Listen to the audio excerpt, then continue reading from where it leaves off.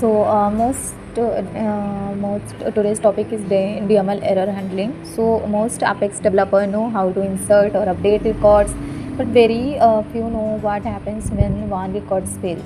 So and that's exactly where DML error handling becomes a professional level skills and very common interview topics.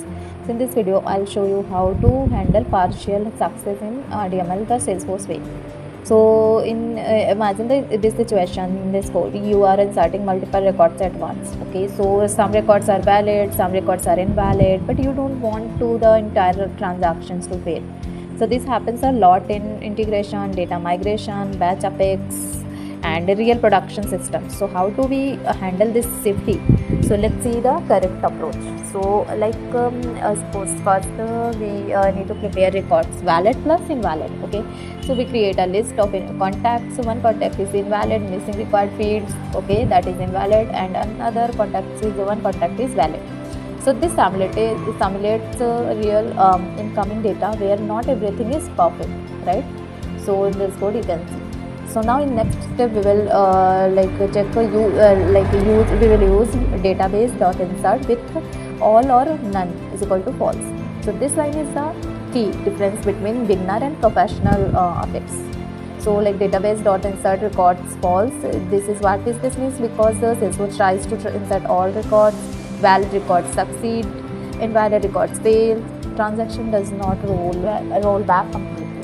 So this is the called partial success, and you can see in the code. So and after that we will read save result for each record. So we loop through save result to check which records failed. So for failed records is success return false. We extract the error message, we log on, handle it safely. This gives us a full control over DML errors. So why this is so important? Because without error handling, one bad records first things, one bad record fails everything. Second things, integrations break. Third thing is the data loads fail. Fourth things, users lose trust. With proper DML error handling, good records are saved, error are logged, the system stays stable, code becomes production ready. So this is why interviewers love this topic. So here is some interview related questions you must know, and in the comment you can tell me the answer also. So first question is, what is partial DML success? Difference. Second question is difference between insert and database.insert. Third question is, what does all or none is equal to false do? Fourth one is, how do you capture DML errors? Fifth one is, where is this used in real projects? So this is the common interview questions which interviewer can ask. So here is some common mistake developers makes. First one is using simple insert when partial success is required. Second one is ignoring the same result. Third one is not logging an error message. Fourth one is like assuming all records are always valid.